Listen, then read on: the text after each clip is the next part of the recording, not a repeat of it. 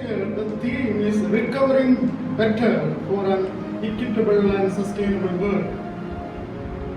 We know that the word recovering, that itself is showing the fact that there was something and we lost it. For example, our health.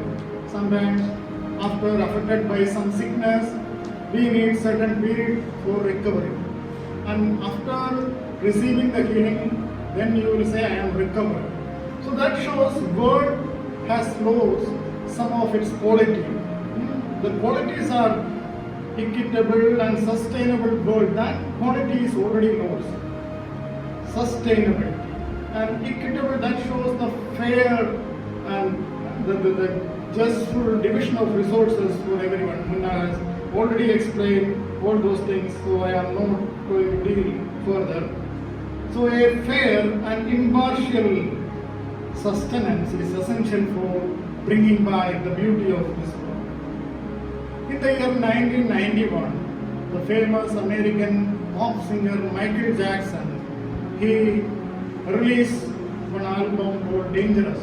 In that, he brought out such a vibrant song. The title is like this: Heal the world, make a better place for you and me.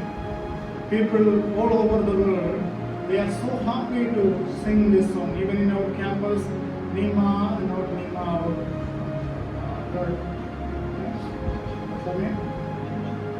they used to incorporate that song also to make certain mashup, and they presented. I'm very happy to appreciate them. So this song is actually a prayer, Michael Jackson's prayer for a better humanity, where people could, even the poor, rich, the able, disabled, everyone could experience the healing. We all need that healing touch. Actually, we are not aware of millions of people, those who are silently working for the sustenance. We are not aware of them. Most of the time, they are far away from the vicinity. They are invisible. But their contributions are remarkable. Silently, they are helping the creation to maintain its ability and sustenance. And unknowingly, such kind of help is really building this nation or universe. Last month, we have witnessed the collapse of Afghanistan. And we see the Taliban take over on that nation and it shattered into pieces. Maybe in the coming days we will see more tragic stories. But you know why this tragedy happened in that nation? If you study history, of course our T.K. Brown is here, he is an expert in history, you can talk to him later. But this is something created by humanity.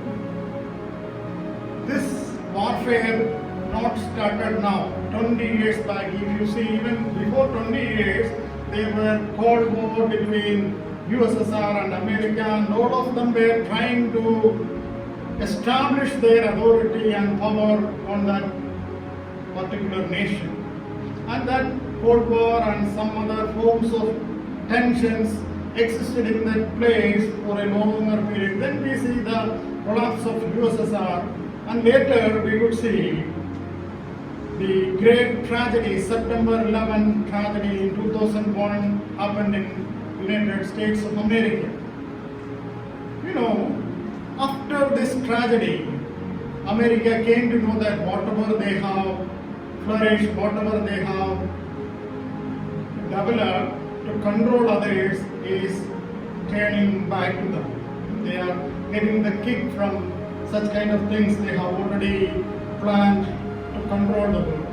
Al-Qaeda and Osama bin Laden, from where they came? Actually, America played a vital role to make such kind of terrorist group and terrorists to control other nations, but it bounced back. After 3 days, after that tragic incident, September 11, the American Parliament, the American Congress, they gathered together and all of them were in deep emotion, and none of them were able to forget the grief and sorrow which struck their heart. So, in that Congress, 420 members, congressmen and women, they voted to invade Afghanistan. We have to teach them a lesson because they challenged the pride and arrogance of America. So 420 members, they voted to invade Afghanistan. But there was a solo voice, a single voice, that was the voice from a senator from California. Yeah. So her name is Barbara Lee.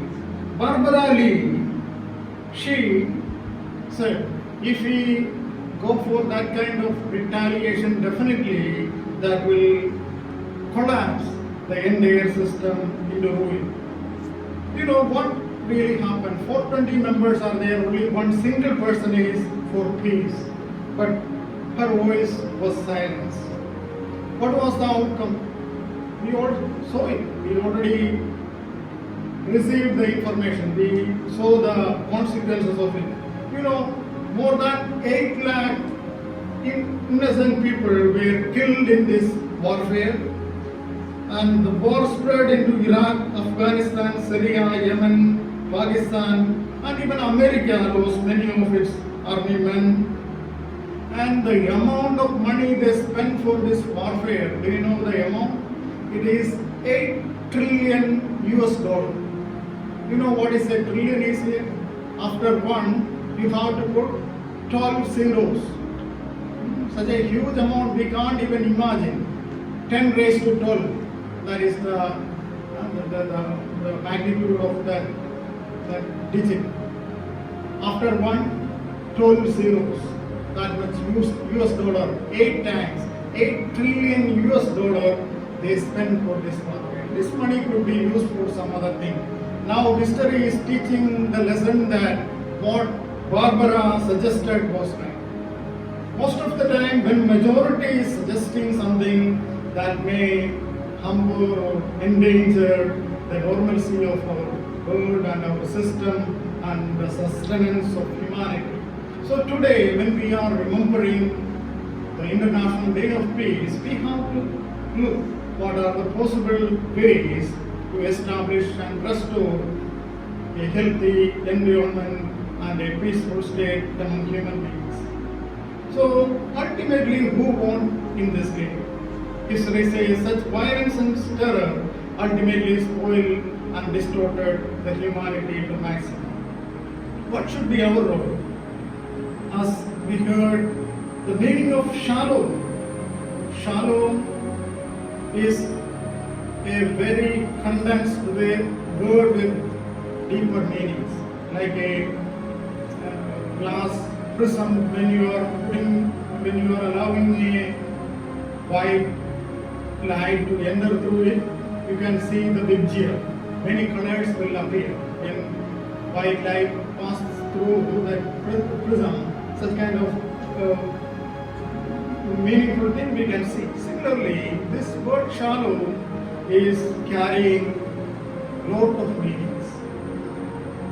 In Judaism, this word was like a greeting word. We used to say hello, goodbye. So instead of that, they used to say shalom. So it is a broad term related to health, prosperity, harmony, and wholeness. It means perfect welfare, serenity, fulfillment, freedom from trouble, and liberation from anything which hinders happiness. When a Jew uttered the word shalom, they were wishing on another the full presence, peace, and prosperity of all blessedness of God. Again, the beautiful Aaronic benediction which we can see in Numbers chapter 6, 24 to 26, bring out this idea very clearly. It says like this: the Lord bless you and protect you. The Lord make his face shine on you and be gracious to you. The Lord look with favor on you and give you peace. Such a beautiful expression we can see in the Old Testament. So shalom, that is the combination of justice and righteousness. If those components are not there, we may not be able to experience the real meaning of shalom. Again, the word sadar, it's also connected with justice at the same time. We can see like shalom is also carrying such a profound meaning, that showing the charity, helping the poor, restoration, etc. So in general we can say Old Testament is talking about the total restoration of entire creation. The divine shalom is not limited to one group of people or not even humanity. The entire creation should experience the divine peace. Again in Matthew chapter 5:9, there we can see, blessed are the peacemakers, for they will be called the children of God. So peace must be made. Peace never happens by chance. A peacemaker is never passive. They always take an initiative. This is a deliberate action. We need to work deliberately to bring peace in our community. So the word Ayurveda, that is the word used for denoting peacemaker, that is a word bursting with energy. It mandates action and initiatives. So we have to notice the fact that Jesus did not say, blessed are the peace wishers or peace hopers, the peace redeemers, or the peace lovers, or the peace talkers. But very clearly he is bringing the idea that peacemakers. Peace is something we have to make deliberately. So we have to see the vividness and the variety and the diversity in our creation, and peace is not something limited to one group of people or community, but everyone should, irrespective of their class, gender, even the other classification, everyone should experience the divine peace. That is the divine plan. Peacemaking is a divine work. God is the author of peace, and Jesus is the supreme peacemaker. So when we are celebrating International Day of Peace, we have to reconsider certain things. We have to revisit certain things. We have to deconstruct some of our erroneous ideas in the light of the new developments. The voice of Barbara Lee was not acceptable for many during that time. But time has shown the fact that her visions, her ideas were more appropriate than the ideas of 420's congressmen. So time is proving it. We are here, we are the God and parcel of time, and we are the product of time. So what should be our role? As we heard from others also, our role is very significant. We are called to be the peacemakers.